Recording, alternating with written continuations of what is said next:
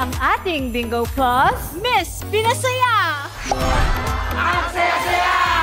Miss Enjoy! Sa dami ng games! Miss Pinoy! Dahil ang pinalakihan nating Pinoy Games, narito na! Miss Maswerte! More games kaya more chances of winning! Download the Bingo Plus app or play through our website at bingoplus.com. Yun nga, ang nabanggit ko nga lang, may magic word kasi si Mami. Alam ba yung magic word niya? Ano nga yung magic word din, Dad? Oo. Kasi siya lang yung pangatlong tao na nagsabi na maganda akong lalaki. So, naniwala ako. Grabe pala. So, kaya pinakasalan ko siya. Listen up, yo. Linya Linya Show. Listen up, yo.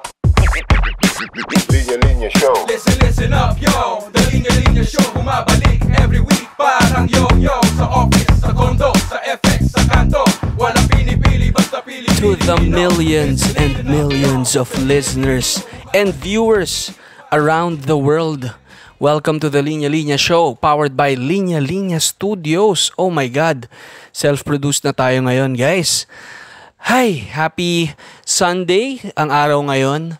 Pero depende kung anong araw nyo to pinapanood at anong araw din namin ma-upload. Pero magandang araw sa inyo lahat. Ang kasama natin ngayon, nakikita nyo naman sa screen. At iba yung setting natin ngayon. Nandito tayo sa bahay namin sa Novaliches. Welcome natin lahat. Magandang umaga po. Engineer Rene Sanggalang, si Daddy. Hi Dad, kumusta? Hello na, good morning sa inyo lahat. Tipid na tipid. So, welcome back to the show, Dad. No, galing sa isang very successful episode namin with thank you ulit. Shout out sa Mapua sa pag-sponsor ng previous episode namin. At nagbabalik kami ngayon ni Daddy. Biglaan lang ulit, as usual. Laging tinatanong sa akin ni Daddy, ano bang topic natin? Sabi ko, sa totoo lang, hindi ko pa alam.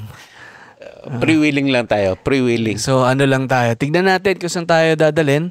Pero sa araw na to, guys, day na nagre-record kami, it's Grandparents' Day. Tama, Dad? Yeah, today is Grandparents' Day. Today, second Sunday of September. Happy Grandparents' Day to you, Dad. Ay, thank you, Nak. To Mami.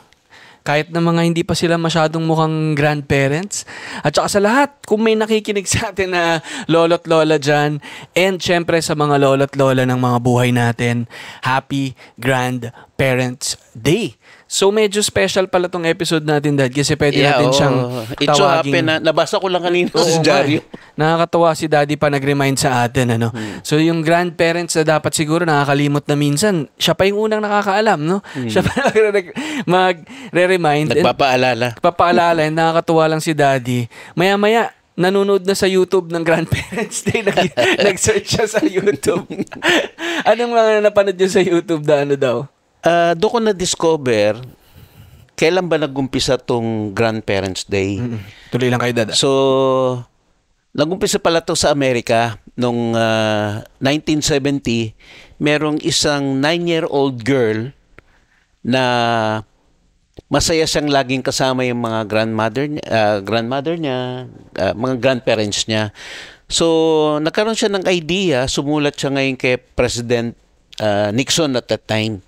So sabi niya, bakit hindi natin i-recognize o i-appreciate yung mga nagawa ng mga grandparents.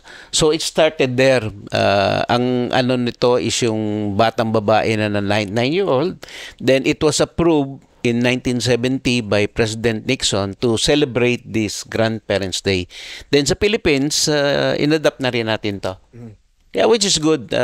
Nire-recognize yung mga nagawa ng mga grandparents sa kanilang mga grandkids. Grabe. Tayo pa naturuan ni Daddy through YouTube University. Yan ang tawag dyan, YouTube University.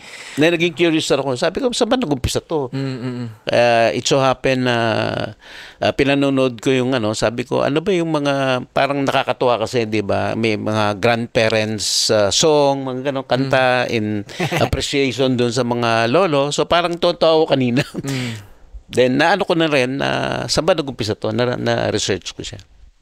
So, nakakatuwa, siguro nga baka hindi rin natin masyadong nabibigyan ng, recognition or pansin yung mga lolo't lola natin. Siguro dahil din, lagi lang silang nandyan. Tas nasanay Hindi na natin rin tayo. masyadong, ng mga apo, hindi masyadong na-appreciate. Ano ba nagawa ng mga grandparents nila nung kabataan nila? Ngayon, Dad, siguro gusto kong balikan. Siyempre, kumusta yung experience nyo? Unang-unang beses na naging, lolo kayo, at least sa immediate family, sa aming magkakapatid, kay Ate Alay. So, si ate ang unang nagkaroon ng anak. Si Liana. So, shoutout sa pamangkin namin na si Liana. So, si Liana, Dad, magsi-7 na siya. Magsi-7 na siya. So, sa next month, no? Sa October. So, ngayon, Dad, siguro yon. Naaalala niyo ba yon yung moment na, unang lumabas si Liana sa mundo? Siya yung una niya talagang apo ni Mami. Kumusta, naalala niyo yung feeling na yun? Kumusta yung pakiramdam? Siyempre, memorable yun kasi unang-unang apo yun eh. So, siyempre, mapipil mo ba? Parang, siyempre, niisip ko na rin, ano ba yung magiging role mo as a grandfather, di ba? Ano ba yung... So, medyo nai-imagine ko na yun na hindi pa pinapanganak si Liana, no? Na ano ba yung magiging role ko sa So, parang napag-isip-isip ko noon na kasi at the time, no, masyado akong dedicated sa trabaho. Umuwi ako dito sa Quezon City twice a week lang. So marami akong pagkukulang sa inyo. Hindi ko kayo masyadong naalagaan kasi most of the time wala ako. So this is the time na bumawi naman ako kasi retired ka na. So dito naman babawi ka ngayon ng time kung ano yung mga pagkukulang mo ron sa mga anak mo. Ito na yung best time na para bumawi ka naman sa mga apo na hindi mo masyadong nabigyan ng oras at pansin. So, yun yung parang inisip ko. Ano ba yung magiging role ko as a grandparent? So, quality time. Yes, quality time with the kids.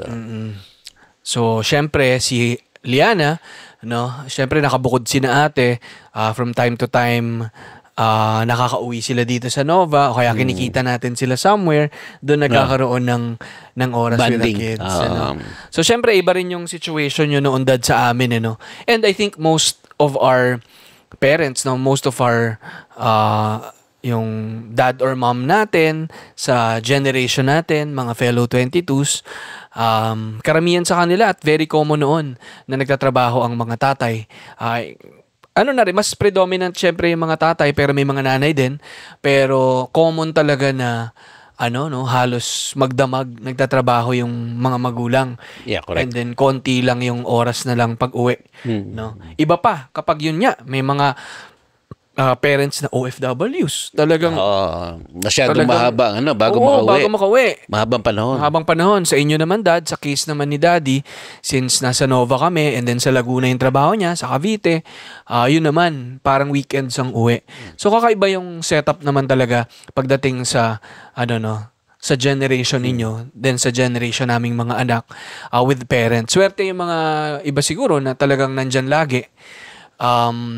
Pero pagdating sa kumbaga makakabawi na lang din kayo talaga, Dad, sa kids through the mga apo na. Kasi full time ka na eh. You have all the time, you have all the freedom. So kung ano man yung pagkukulang mo nun sa mga anak mo, eto na yung time to give quality time dun sa mga kids. And kapag nagka-quality time si Daddy kay Liana, it's also actually quality time with your son or daughter. Ibig sabihin, pati kay ate tsaka kay Kuya Paul. Yeah, together. Parang, kasama naman syempre. Total bonding, yeah. And syempre, na-appreciate naman ng mga anak na yung mga anak nila ay nabibigyan ng oras ng mga lolo't lola. Kasi syempre, sa totoo lang, hindi ko pa alam ang pakiramdam niyan, Dad, pero sabi nila. Syempre, pagka yung parents naaalagaan din ng grandparents yung mga anak, yun lang din minsan yung time nila. Ito si Sab at saka si Jim nagsasabi sa akin. Minsan yan na lang yung oras nilang makapagpahinga or makapag-date. Dahil, syempre, 24/7 sila sa mga bata. And kapag ka sumasaklolo, Ang mga lola at lola. saklolo at saklola. Hindi, tama yan. Ito na yung parang time na yung mag-asawa makapag-bonding. So, yung lola at lolo ang mag-aalaga dun sa bata. So, yun na yung free time ng mga anak. Yun. Kaya salamat sa mga sumasaklolo at saka mga sumasaklola na Sumasaklola. bibigay ng panahon sa mga apo para rin Makapag-free time yung mga makapagpahinga bata, naman yung mga magulang. Kasi alam nyo rin yung pakiramdam, Dad. No? Alam din ni Mami yung syempre, pakiramdam na tinutulungan kayo noon ni Lola na alagaan kami kapag wala naman kayo. Yeah, correct. So, ganun lang yun. Cycle yun eh. Yun ang cycle. Ang ganda, no? So, syempre, after Liana, si Leng naman. Nakakatuwa, guys, kasi sa aming 5 na magkakapatid, yung 2 babae, yung unang mga nagkaroon ng nag-asawa at saka nagkaroon ng anak. So, si Daddy, 2 babae ang una niyang mga apo. Si Liana and si Holly. Si Holly naman, kay Leng, nasa Ireland naman. Pero grabe, Dad, naalala ko talaga yung moment na unang beses nating nakita si Holly in person. Yung nakasampay siya sa tatay niya nung sa ano. Oo, nakasakay siya Tapos kay naka-smile kagad siya, di ba? Smile kagad yung bata. Kahit, yun nga lang, yung nanay at tatay, si Leng at si Peter, hindi na maipinta ang muka. Pagod na pagod. Grabe, parang wala daw silang tulog ng 2 araw ata. Kasi 2 bata yun eh. So, maligalig pa si Michael. Si Michael nun, parang ano pa lang siya, 1 year old siya. 1 year old. Kaya sobrang maligalig, iyak iyak. daw ng iyak. Kaya parang sabi ni Peter, never again na ibabiyahe nila ng magkasama. Mahirap, tsaka mahirap yung ganung batang-bata na lalo na sa eroplano, iyak na iyak. So, nahihiya sila sa mga kasama nila sa eroplano. Dahil maingay yung bata iyak na iyak. So, hindi mo rin mailayo. Pag nilayo mo siguro, nasa nasa alapaap ka na. Doon ka na sa puwit ng eroplano. Sa may pakpakan na ng eroplano.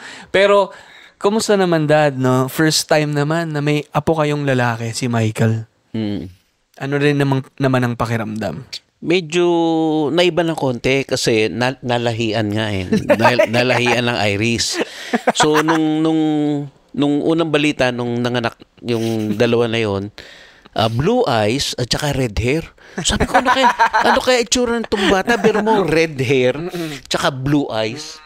Pero sabi naman ni Leng, nag-change daw. Yung mata niya ngayon, nagiging brown na eh. Oo, naging Pinoy eh. Naging brown na siya. Yung blue eyes niya, naging brown. Tapos yung red hair niya, parang nahaluan na ng black eh. So, may ganun pala yun. May changes. May changes. Pero nung bata sila, talagang blue eyes. Blue eyes and red hair. But as they grew up, nag-change pala yun. Pero lakas din ang pumapalag yung lahi ng Pilipino dahil. Ay, malakas ang ng Pilipino. Kamukha rin ni Alri. Kamukha nilang si Hali eh. Hindi na. Kamukha nung nanay. Oo, mukhang Koreana eh. Tapos si Michael naman. Pero si Michael Mistizo. Medyo kamukha ni daddy niya. Pero minsan hawig din ni Kuya. May sanggalang din ng konti eh. Hawig siya ni Kuya tsaka hawig siya ni Miko. Si Manang. Ano yan ang? Bakit pa? Yung ilaw. Sorry, si Manang. Guys, para may konteksto kayo, si Manang Delia, yung aming minamahal na Manang dyan, nag-iihaw sa labas. Habang nagre-record kami, Guys, grabe ang hirap. Kasi amoy inihaw na liempo. At saka tuna pa nga. Yung paligid dito, pero sobrang saya. It smells like home. And nakakatawa si Manang kasi lagi siya bigla nag-i-interrupt yan. Bigla pumasok eh. Pero happy Grandparents Day kay Manang Delia. Ang love naming kasambahay dito sa na siya? How many years na sa atin? Tagal na ni Manang dito. 20 years 68 years na ata siya dito. Hindi, 20 years. 20 years na namin siyang katulong. 20 years. So, shout out kay Manang. Sana maka-special appearance siya minsan dito sa Linya Linya Show. Pero, grabe. Parang habang nagre-record kami, gusto nang kaming pababain para kumain eh. Hindi pa luto. Pero, balik lang tayo dad. Grabe no, si Liana, Holly, Michael, sa mga hindi pa may kilala sa kanila, makikita nyo siya sa mga posts ko. Hilig ko naman silang ikwento sa sa page ko. Na ano yung di ba, lately meron si Holly, nagkakamay. Oo nga. Tapos sabi nung nanay niya, ba't ka nagkakamay? Kasi Pilipino ako eh. Sabi niya, Pilipino daw siya, kaya siya nagkakamay. Kasi sabi ng nanay niya, why don't you use spoon? So sabi ng bata, no, I'm Filipina. Sabi niya gano'n. No. Tapos, why do you eat rice? Because I'm Filipina. Sabi niya. Katawa din. Kasi nationalistic yung bata. Si Leng, very siya, mindful and conscious. Na very close, ipa-feel sa kanila yung pagiging Pilipino nila. Kasi Pilipino naman din sila, kalahati din sila. So, pero yung kultura ng din, Pilipino, inaano niya pa, pati yung mga Tagalog, tinuturuan niya yung bata. Pati yung yung kultura natin na, di ba, yung mga paggalang, yung pag-amin, mga ganon. And din, ini-embed niya sa mga bata. Mag-kuya din, mag-ate. Nakakatawa nga si Peter, dad, tawag nilang kay Peter, kuya. Kuya, Kasi simula nung natuto si Peter mag-Tagalog, lagi niyang sinasabi yung kuya. So, darang tinatawag niya rin kay Aldwin ata minsan or sa amin. So, kuya na yung tawagan nila. Na-orient na rin siya ng Tagalog. So, natuwa din si Peter kasi very appreciative din siya or parang open din accepted niya na yung to learn about Filipino culture. Same way naman na si Leng and all of us na ma-assimilate din sa kultura naman ng Irish. No, pero again, going back, siguro baka nakaka-relate yung mga listeners natin kasi for sure, meron kayong mga pamangkin na siguro hindi nga lang yan sa lahi, So, given na may mga let's say kayo mismo, meron kayong asawa na ibang nationality, ibang lahi. Ilongga. Yun na, dad, papunta na nga ako dun eh. So, Ilongga. Iba rin yun pag sa region sa Pilipinas. Iba rin yung kultura. Matututo ka rin kasi yung pagkakamay ko nyari, not necessarily common practice sa Manila. Pero dahil Ilongga si Mami, hilig natin magkamay. Mamaya magkakamay kami. Diba? So, si daddy naman, Tagalog na Tagalog. Pero, enjoy din siyang matutuhan maging Ilonggo. Jutay lang. Jutay bang ginagamit da? Gamay lang eh. Iba yan, mas Bisaya ata yung jutay eh. Pero gamay.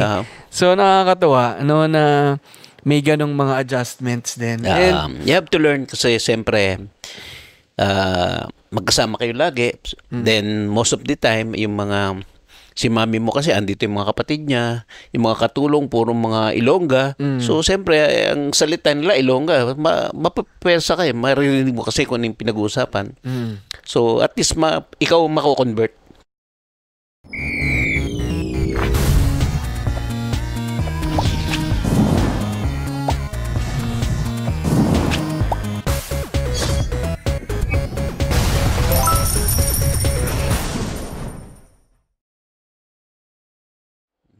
Ako dad, speaking of culture, ang naisip ko, paano nyo rin naman naiisip na ituro sa mga apo ninyo yung mga practices na ginagawa pa nung panahon ninyo. Given na, alam natin, di ba dad, may tradition. May Filipino tradition ng family, ng lolo at lola, nagmamano, nagro-rosaryo, nagsisimba, bawal, mga ibang bagay din dad na bawal matulog ang partner mo sa bahay. Nakakahiya kapag punta yung lalaki sa bahay. Mga ganong mga bagay na very true. And reality nyo yan nung mga bata kayo. And ngayon, na may generation na namin, and may generation na rin ng mga bata, na nag-iiba na rin yung practice and culture. Paano nyo pinaprocess yan sa isip nyo? Kasi, time change. So, during our time, ang nun is touch me not. Pagka yung girlfriend mo, hinawakan mo, hinalka mo, pakasalan mo. Ganun yun. But this time, iba na yun. Nagbago na eh. But we have to adapt changes eh. Hindi mo pwedeng kontrahin na, nyari, pairal mo yung boyfriend ng anak mo, nahawakan, pepersa yung ikasal. So, baka hindi mag-workout. Unlike before na commitment Sa ngayon, hindi Trial and error ngayon So, siguro, live-in muna. Titignan kung magbe-blend ba to o magandang combination or not. So, ngayon, pagka-error, break up. Kaya lang, losing side yung of course yung girl side. But what can you do? Ito na yung panahon ngayon. Hindi mo naman pwedeng sabihin sa bata, don't do this, don't do that. Kasi magiging rebellious yung bata. Once na kinontrol mo ng ganyan, sabihin sa inong anak mo, nung una pa na yun, iba na ang panahon ngayon So we as yung mga old-timer, traditional, so I think we have to adapt these changes. Of course, but with control. Hindi mo naman na alam mo nang medyo mali yung, may konting mali yung ginagawa ng bata mo. Siguro, the best thing is just to remind them, especially yung Catholic tayo We grew up in a Catholic school, so ang orientation natin is yung, especially yung 10 Commandments, diba? Love God, love your parents, love your neighbor. So these are very basic na kailangan ituro mo sa bata na, anak, kung kalimutan yung religious obligation mo na you have to go to mass and like that, you have to love and respect your parents, then do good to others sa mga neighbors mo. So these are very basic na kailangan na inject mo sa bata. Ngayon, pagka ang bata na naalala niya yung 10 Commandments, naiisip niya yan, probably, magbabago ang setup niya na, hindi pala pwedeng live-in. Kasi, it's against the, di ba? Kumbaga sa religious belief natin. So, siguro, yun na lang ang magagawa natin is just to remind them, anak, na ito yung mga obligation natin at basta yung tatlo, sa God, sa parents, and then sa neighbor, just follow the 10 Commandments, then I think nothing will go wrong. So parang sabi nyo nga, Dad, adapt. Pero I think it's adapting yung both parties. Yes. Kasi hindi lang naman dapat syempre yung mga matatanda na naiintindihan na yung situation ng or yung bagong kultura ng mga mas bata. Pero yung mga mas bata rin, trying to understand din kung ano yung mga pinagdaanan at naging kultura ng mga mas matatanda para kami rin ay mag-adapt at maintindihan din kayo. Pero ang nangyayari lang ngayon, meron ng pag-uusap at understanding at hindi na siya parang kung ano lang ang norm noon, yun lang. Meron ng pag-uusap. MU. Mutual understanding. Mutual understanding na. So, maganda, na parang yung wisdom ng old and then yung i-combine mo. Combine din then, sa... Ang importante ron, i-balance mo. Diba? What is good and what is bad. At so, kailangan you have to distinguish. Kunyari, etong what I'm doing will, again, makaka-open ba sa God, mag-disrespect ka, or doing bad to your neighbor, then ito yung magiging parang guiding principles mo. At saka siyempre, may iba-iba namang context din ng bawat pamilya, bawat couple. Hindi naman yan absolute truth, no? Meron lang tayong mga sinusundan. Kaya maganda pa rin naman siyempre na yung 10 Commandments. Meron ka pa rin mga sinusundan na ganun. Kasi sa akin, walang walang parte ng mga rules na yun na hindi ever magiging okay. No, yung mga simple basic na bawal ka magnakaw, hindi ka pwede makiapid, mga ganun. So, sabi nyo kanina, Dad, nung panahon ninyo, touch me not, no limit angere, no. Naalala nyo yun, yung unang moment na hinawakan kayo ni Mami? Wala, di pagkahawak ko sa kanya, na ako, umited. Wala ka. Kaya nga, after 6 months lang. After 6 months? 6 months lang. Kasal na agad. Grabe, guys. Yun nga, ang nabanggit ko nga lang, may magic word kasi si Mami. Alam ba yung magic word na yun? Ano nga yung magic word din, Dad? Oo. Kasi siya lang yung pangatlong tao na nagsabi na maganda akong lalaki. So, naniwala ako. Grabe pala. So, kaya pinakasalan ko siya. Yung mga previous na mga naging ka-relationship ko, yung isa, mga 8 years na kami. But never na sinabi ako magandang lalaki. So, yun yung magic word. Grabe. So, ang niyan is say good things to your partner. So, yun yung message. Nalusot pa ni Daddy yung say good things to your partner. Don't say bad things to your partner. Always say good things para yung relationship nyo will be intact.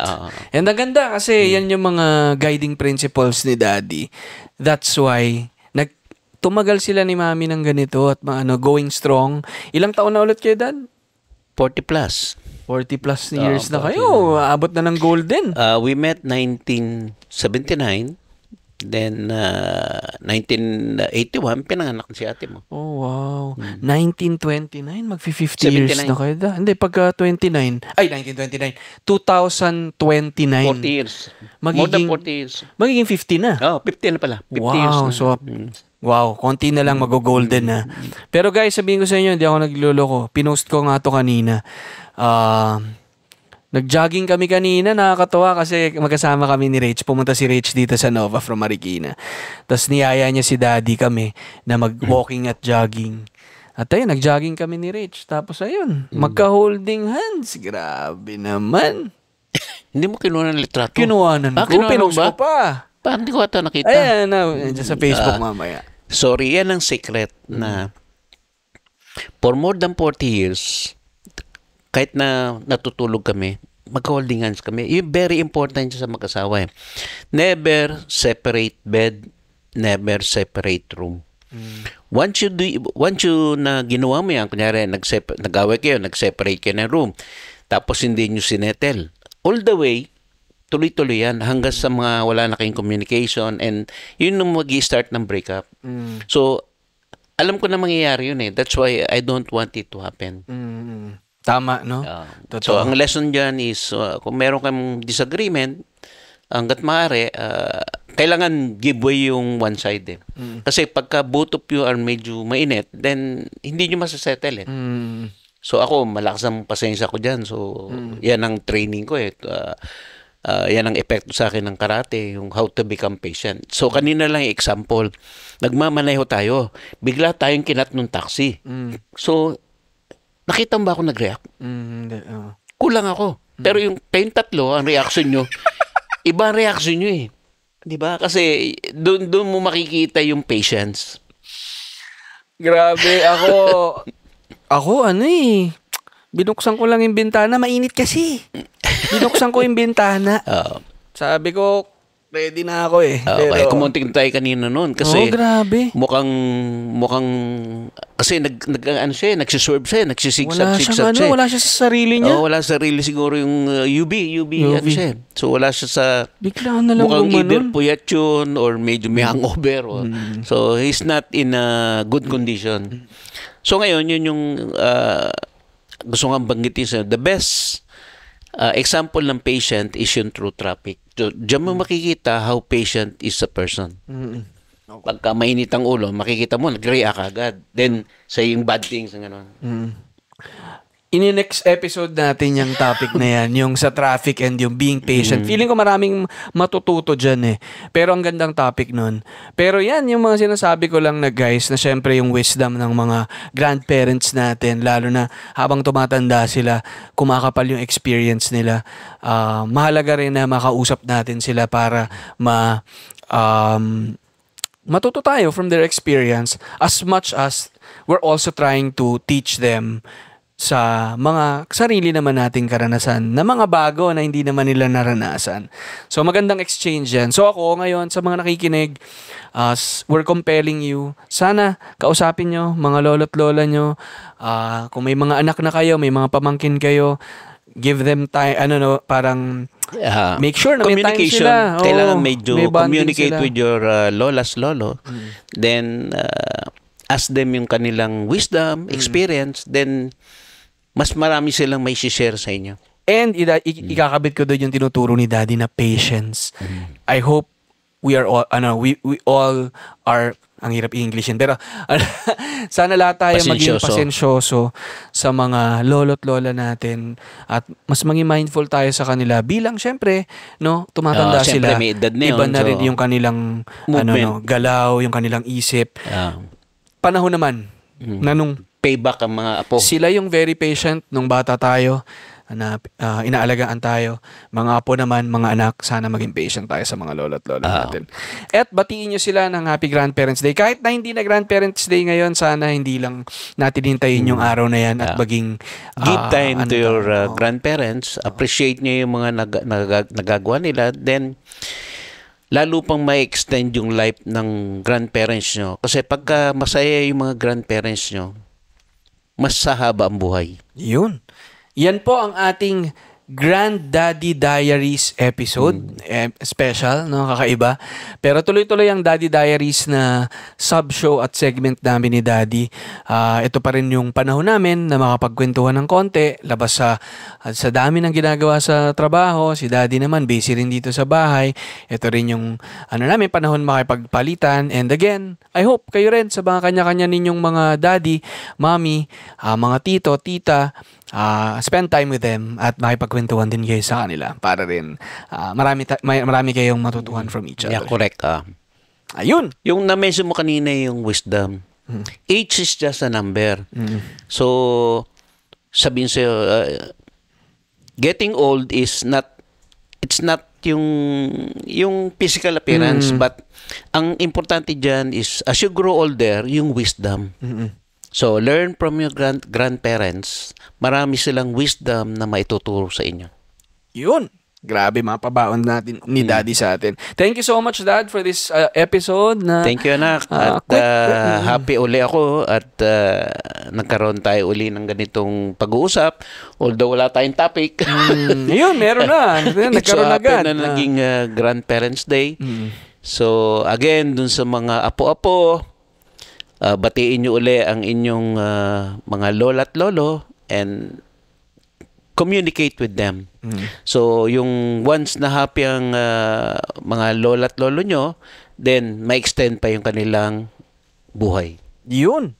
At syempre, sa mga dyan, sa mga parents na nakikinig, sakto kasi may kami, inclusive play center na Poddy Rock. Sana mabisita nyo yan sa may Shangri-La 5th level East Wing. Kung may mga, kahit mga lolo't lola nyo, pwede nyo dalhin doon kasi may kape-kape kami sa loob. Pwede sila magkape habang naglalaro yung mga bata sa loob. Ako nga, pwede nyo dalhin yung mga lolo't lola nyo sa Poddy Rock. Ingatan lang at syempre alalayan, baka mag-slide sila. At saka baka masobrahan. Pero ang ganda rin, Dad, kasi may mga t-shirt yung Poddy Rock na nasa linya-linya.ph na may nakalagay doon. Ano ba yan? Mana kay lolo at lola. Okay. Paborito ni lolo at lola. So may mana kay lolo at lola. Ibig sabihin, appreciation dun sa grandparents. Yes. Okay. So sana, bisitahin nyo Poddy Rock Studio sa may 5th level Shangri-La. Follow nyo na rin sa Facebook. And i-follow nyo subscribe kayo sa YouTube page namin. At Kape-Kape by Linya Linya. Nasa Instagram din kami. Nasa loob siya ng Poddy Rock. Bisitahin niyo yan. At sama niyo yung lola at lola niyo. Regaluhan niyo rin ng linya-linya.ph shirts na available everywhere. And guys, nasa TikTok na ang Linya Linya. Meron kaming TikTok shop at nagti-TikTok live si Ate Jazda. Si Ate Jazz at si Ate Bernadette at saka si Ate Clarice. Nagti-TikTok na sila. Nagbebenta sila. Okay, good. Yan ang hindi ko pa nakita. Panoorin nyo minsan na kailangan may TikTok app kayo. Pero nagla-live selling na sila, mga bata ni Daddy yan. Dahil syempre mga tinuruan niya rin yan. Understudy ko yun. Mga tinuruan niya yan sa linya-linya. So, puntahan nyo yan. Everyday nagla-live selling kami. Monday to Saturday. It's good to hear. Around 5 p.m. So, yung TikTok natin, supportahan nyo rin yung TikTok ng Linya Linya. Binibuild natin yan hanggang sa, lumawak at lumaki pa. Salamat, guys. Okay, Ingat good. kayong lahat. Sige. Happy Grandparents Day. Happy Grandparents Day. Ingat kayong lahat. Bye-bye. Bye-bye. Siyempre, bago tayo magtapos, biggest shoutout sa ating sponsor, Bingo Plus. Bingo sa saya, plus sa panalo. Boom!